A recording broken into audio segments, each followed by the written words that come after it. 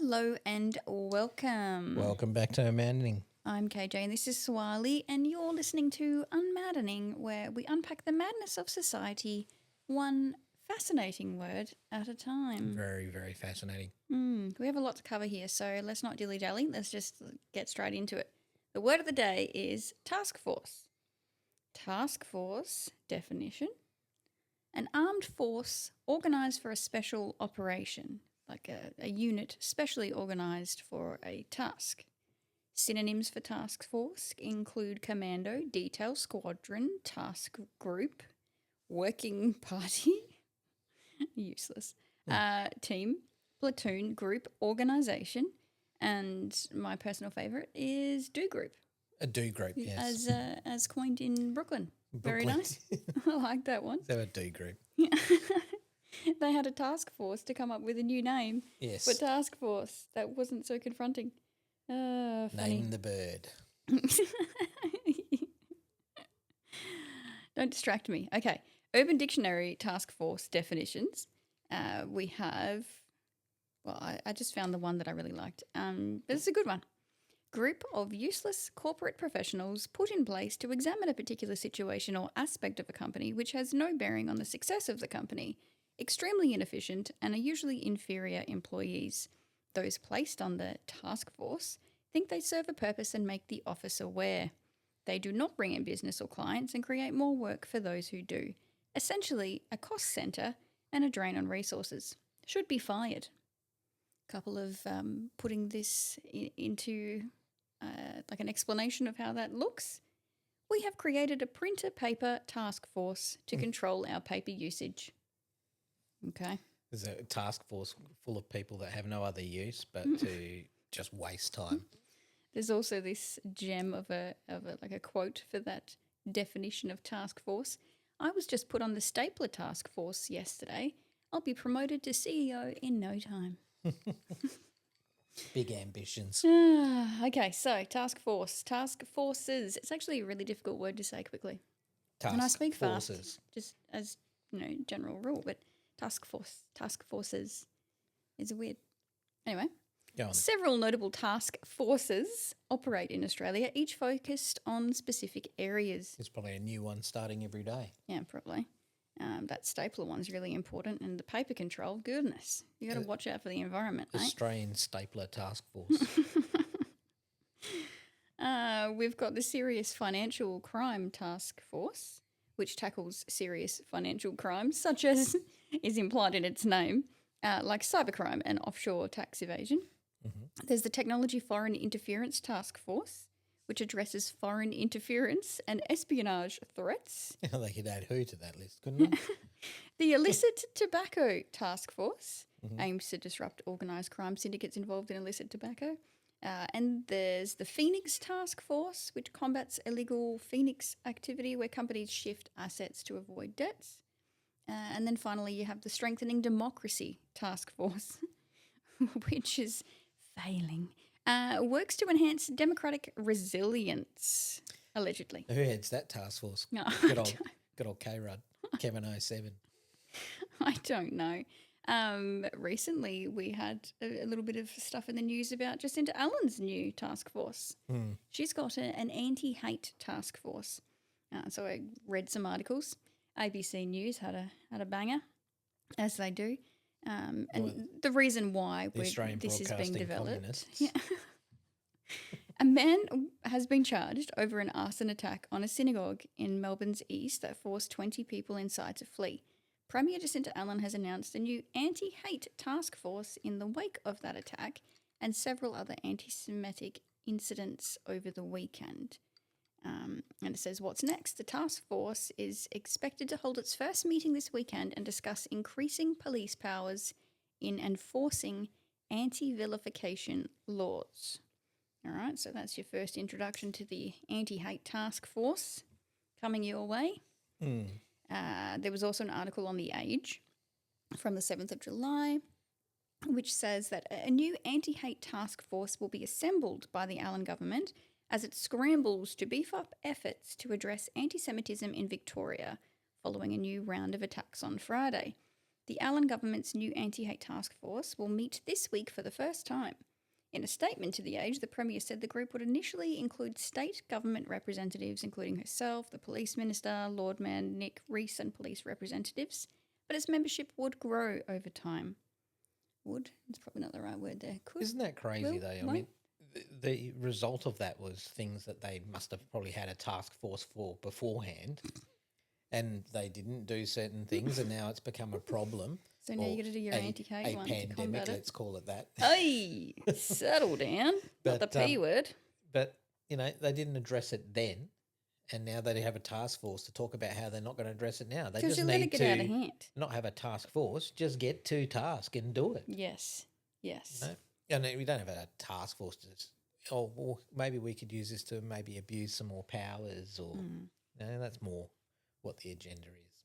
The article did go on to say that invitations would actually be sent to members of Melbourne's Jewish community for the task force's first meeting, which I probably should have gone back and had a look and seen if that first meeting took place, and they did in fact send those invitations. I'm not sure. That's good if your anti-hate is to do with that one specific thing.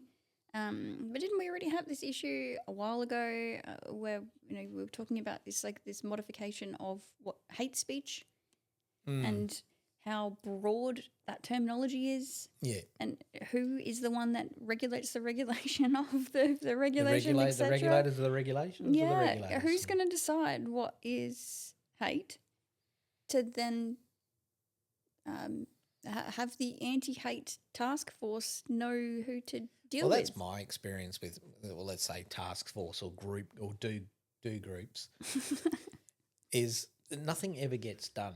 There's always a debating of another subject, another subject. I mean, it's just, a basic brain board. I forget what the word's called now. Oh, you mean like when you draw a little cloud? And You do, yeah. And that's basically what it is, but an unstructured total waste of time. The problem is every bullet point that comes off the... What is the term for that? Brainstorm? Yeah, thank you. Every bullet point gets its own I need task to get force. a task force just to work my brain.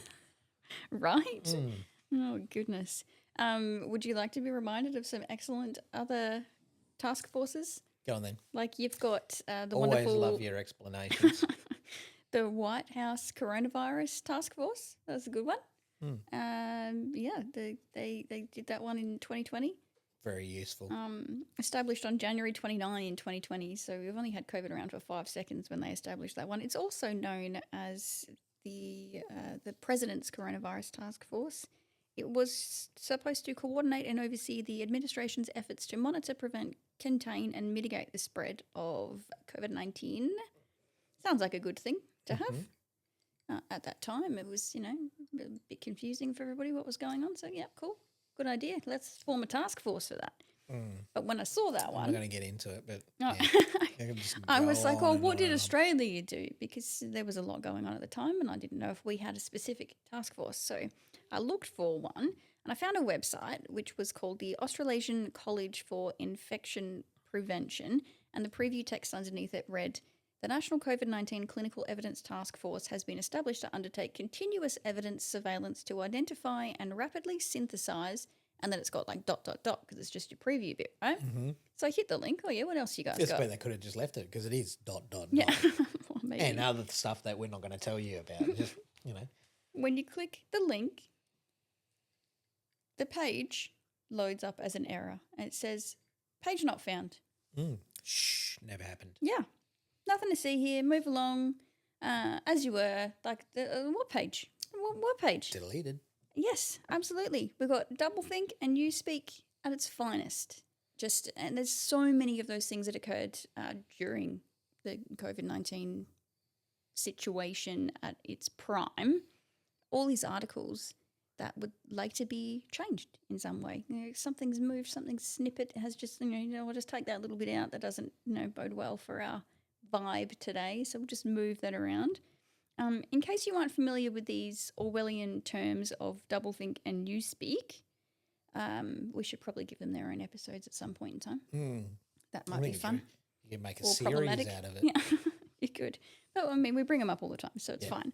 But if you would like to know doublethink, allows the party to maintain control by eliminating independent thought and critical analysis, making citizens unquestioningly accept party ideology. Doesn't sound unsafe at all. No. And Newspeak, which is a constructed language designed to limit thought and control the population by restricting vocabulary and simplifying expression. Key terms include old speak, which is standard English, which I'm trying to use, doublethink, which is holding two contradictory beliefs simultaneously, thought crime, thinking thoughts that contradict the party line.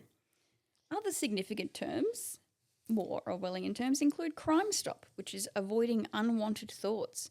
Vaporized is the term they use for somebody being erased from existence. And unperson, a person who has been vaporized. When I was reading back over it, the unperson one, they say that now. They say unalive instead of dead. Yeah. Because it's offensive to say It's dead, more even though it's the politically factual correct. term for what has occurred in that person's body. Biologically, that's the term, but we don't say it because it's offensive. And it was one of the terms that was used in the novel. It's just interesting. Newspeak also features words like black-white, which is defined as accepting the party pronouncements as truth. Face crime, which is just to have an inappropriate facial expression.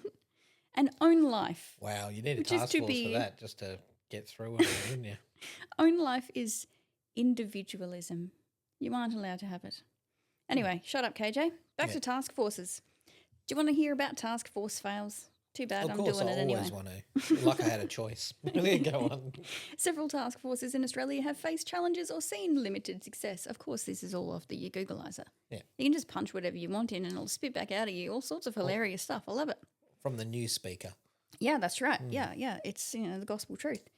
Task Force Artemis, while successful in some areas, faced criticism for not charging more individuals related to the alleged offending. The Corporate Governance Task Force, while assessing risk management processes, found several issues, including a lack of clarity on compliance. Additionally, the Phoenix Task Force, while targeting illegal activity, has faced limitations in detecting and preventing such activity. They're not sounding like they're doing a whole lot, the old task forces. Like I said, it's a bunch of useless people in a room making decisions. Well, we had the And Urban arguing Dictionary over definition. decisions, yeah. That was a good one. Yeah. Kind of Pretty accurate, actually. Your stapler task I'd force and actually your paper vote for task the force. Urban Dictionary over the normal definition any day. Cost. Let's talk about cost, baby. Ugh. The Australian government has recently invested in several task forces to address various issues, including aged care, an important issue, by the way, hand on heart, that's important, tax avoidance and skills development. For example, the Defence Skills and Workforce Task Force, that's a mouthful, received $1.9 million to support the nuclear-powered submarine program, while the Tax Avoidance Task Force was extended with an additional $1.2 billion in funding. Additionally, the government has allocated funds to combat fraud in the NDIS and Medicare systems. I mean, they sound like really good things. I just don't know if anything is actually happening. They would have had a big task force that probably spent $1 billion to develop the NDIS scheme. Yeah. Well, yeah. And look, it's a good thing and people shouldn't be scamming it because people genuinely need assistance. General consequences of task forces: increased revenue, behavioural changes. Oh, gosh. Do what I say. Policy and legislation changes, improved integrity and accountability. Really? Hopefully. Where?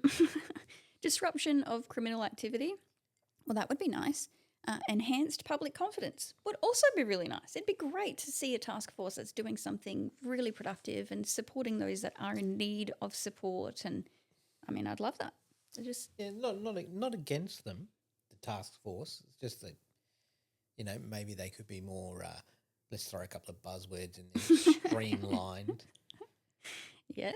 We used that one before, didn't More we? task-oriented. More task-oriented. Less conflicting. It's in the name, isn't it? Yeah, it's a task force. It's a do group. Do stuff. Yeah, do something. Do it. Negative consequences of task forces. I can't imagine that there would be any, but apparently there are. They can sometimes have issues with, decreased accountability, lack of focus on broader issues, and difficulties in implementation. Shocking. The effectiveness of a task force can also be hindered by unclear communication. That's another word. Poor project management and a lack of commitment from members. That's why we have the best of the best heading our task forces here in Australia. In the land of Oz? Yep. Yeah. And that's why we have the greatest elected party. You better toe the party line, mate. Yeah. You're double thinking there. Double Just thinking. settle down. Yeah. Recommended question underneath all my task force stuff was, what are the disadvantages of task force? Absence of accountability. Members of task forces may be demotivated or feel disconnected from the result of their work, which could lead to a lack of commitment and involvement if there are unclear procedures for accountability and performance evaluation. So again, back to that original Urban Dictionary definition, they're not really doing anything. There's not really any solutions being sought or implemented in any way. It's just kind of like a term of, oh yeah, we care about that, so here's a task force. I think you look at it, like task forces can be important to get an objective, to take to task and force that to happen. Task force, but the amount of time that's wasted and the other side agendas that go on, and everyone's got their own agenda, their own ideology that's pushed into it. Oh, but if we do that, let's add this and tack this onto the side of that, and maybe we can have a small, some beans on the side there, and I'd like some potato. Well, yeah, okay, we'll make the plate with some potato as well. And I feel like you're hungry. You're really going down a food pathway. I'm just trying to make. It's just metaphor is going all. And then at the end of it, you just got a blended soup. Yeah, gross. One final search there. How effective are task forces? Most effective in scenarios where individual issues within a program or project are at risk of failure. Intense focus is needed on specific areas like finance or human resources. Nice. So for your basic issue, maybe you might stand a chance, but for something like a complete upheaval of processes overflowing with systemic failure, maybe not so much. It just doesn't seem to be the effective methodology to actually effect change. Yeah, 100%. Right, enough of that. Vintage culture appreciation. Today, we're going to have a little think about the most sought after vintage items, like collectible items. I looked them up, what they are. What is them still today, the most valuable collectibles? Vintage comic books, baseball cards, toys, and the recommendation is have a look through your attic, basement, garage. Maybe you'll find some stuff that's worth some buckaroonies. Everyone in Australia's got a basement. Yeah. It doesn't sound like it's from a different continent whatsoever. No. So we have a couple of those things though. We've got some of those Jetsons comics. Yeah. Which are super awesome, and I have them in their little packaging. I like those ones. I looked them up. There was actually only 36 issues released of those comics, and it was between 1963 and 1970. So those are pretty vintage. Like that. And you've got all those basketball cards from when you were a kid tucked away somewhere, just sitting there doing whatever they do just for funsies, because it's nice to, have things that are of interest to you. The Pokemon card collection that the children have accumulated. It's just stuff that you think is cool. And then I had a look at what is collectible in 2025, and I was happy about it. I guess what you can mostly. buy now to collect. No, what the pop culture collectible brands in 25, 2025 are. Yeah, Pokemon's got to be up there. Well, it was number 10, but Funko was pretty high. I've got a few of the Funko rock candy collectibles, which are a different type of pop Funko sort of thing. Yep. Like the Harry Potter ones. Yep. Lego, still on the top of the list. People love collectible. Lego. Lego's been around forever. So good. Still collectible. Yeah. Still collectible. And I stopped looking at the pages when I searched for what was the most expensive Lego collectible, because there was so much conflicting information.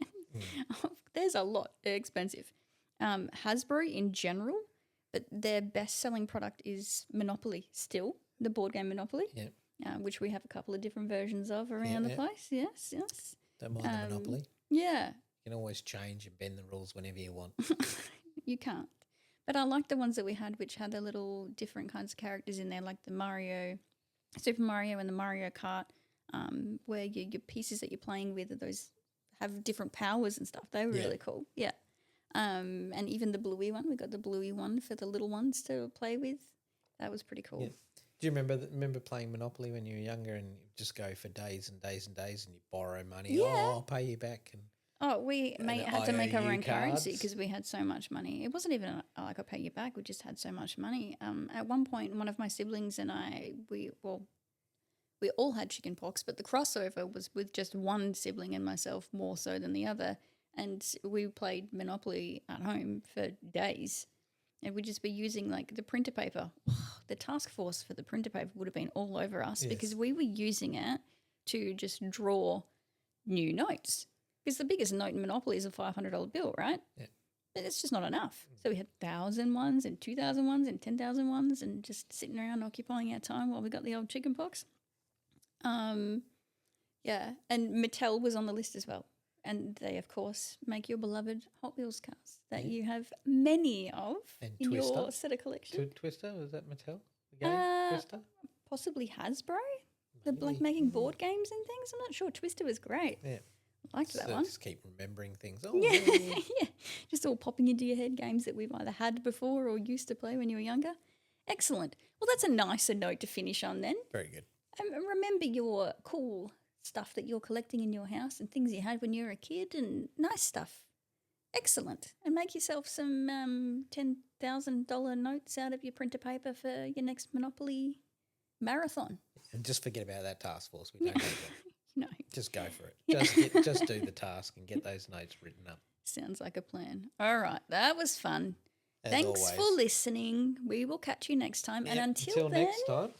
God bless and peace out.